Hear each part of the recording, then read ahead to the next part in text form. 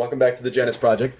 We've covered a few of the reasons why we do and don't believe in atheism.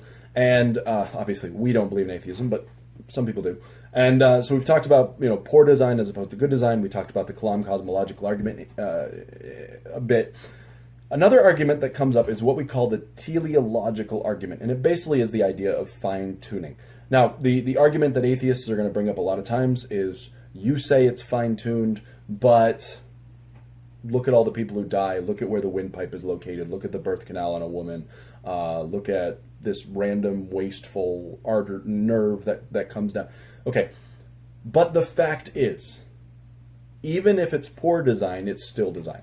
Now, I'm going to make the case today as we go through some of these notes that you could make a very strong case that this is really, really fine-tuned, okay? So as you come up with mathematical formulas, there are certain constants that you put in. Constants can be almost any value. You can change them all sorts.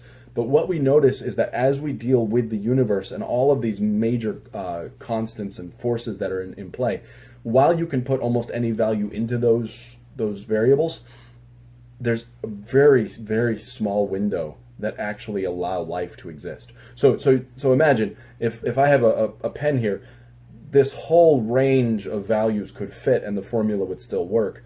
But if I have a specific dot right there, and that's the only window that would allow life, and then that lines up with like 30 other forces that all happen to mesh just perfectly. I almost imagine tumblers on a lock. And so you have a lock, and imagine a lock that's like 30 tumblers long.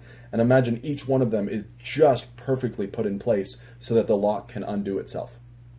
You would say someone obviously knew the combination for that lock to come undone, because if you don't know how a lock works, there's all these little tumblers, these little pins and stuff inside that have to be put exactly right, and that's what a key will do, or a good lockpick will be able to push them all up and find that spot.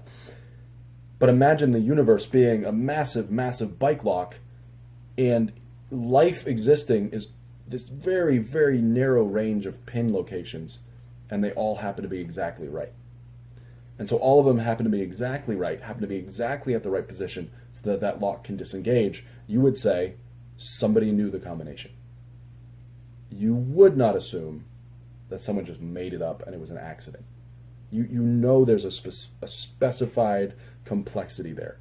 It's fine-tuned and tailored for life. The teleological argument is, let's look at all the fine-tuned points and how specifically they're tailored to allow life to exist. But I want you guys to kind of get an understanding what the teleological argument is. It's all about fine-tuning. It's about that lock that's really massive and just happened to be perfectly spaced exactly for it to open. No, somebody has the key, okay, or somebody's picking it just perfectly.